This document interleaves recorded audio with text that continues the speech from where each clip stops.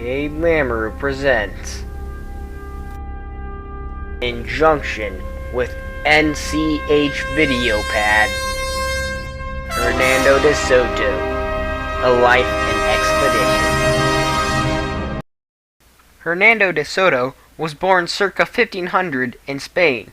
In the early 1530s, while on Francisco Pizarro's expedition, De Soto helped conquer Peru. In 1539, he set out for North America, where he discovered the Mississippi River. De Soto died of fever on May 21, 1542 in Faraday, Louisiana. Hernando De Soto was born in 1500 to a noble but poor family in Spain. He was raised at the family's manor, and he got funded to go and get educated at the University of Salamanca. De Soto's family hoped that he would become a lawyer, but he told his father he'd rather explore the West Indies. Young De Soto was invited to join de Ville, governor of Darien, on his 1514 expedition to the West Indies. An excellent horseman, De Soto was appointed captain of a cavalry exploration troop. Setting out from Panama to Nicaragua and later Honduras, De Soto quickly proved his worth as an explorer and a trader, reaping large profits through his bold and commanding exchanges with the natives. In 1532, Francisco Pizarro made De Soto second in command on Pizarro's expedition to explore and conquer Peru. While exploring the country's highland, De Soto came upon a road leading to the capital of Peru's Incan Empire. De Soto played a fundamental role in organizing the conquest of Peru and engaged in a successful battle to capture the capital of the Incas. De Soto came back very rich and wealthy, and had a new wife and home in Spain. But despite all that, De Soto grew restless when he heard stories about other explorers exploring Florida and the Gulf Coast states. Enticed by the riches and fertile land that other people had encountered there, De Soto sold all his belongings and used the money to prepare for an expedition to North America. He assembled a fleet of 10 ships and selected a crew of 700 men based on their fighting prowess.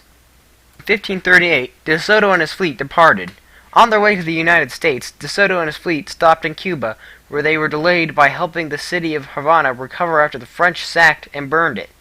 By May 18, 1539, De Soto and his fleet had at last set out for Florida.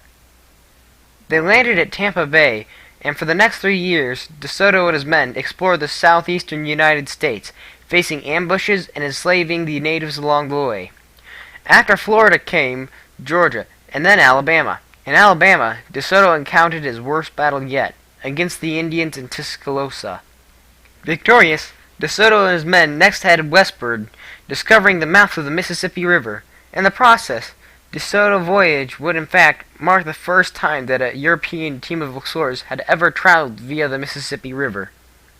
After crossing the Mississippi River, De Soto was struck with a fever. He died on May 21, 1542, in Faraday, Louisiana. Members of his crew sank his body in the river that he discovered. By that time, almost half of De Soto's men had been taken out by disease or in battle against the Indians.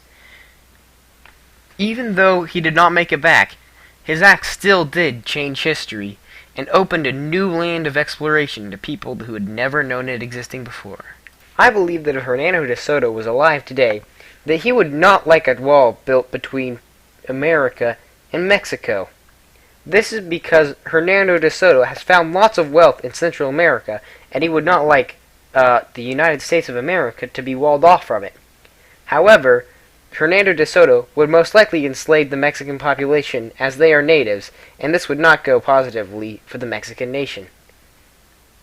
This has been Hernando De Soto, A Life and Expedition by Cade Lamoureux.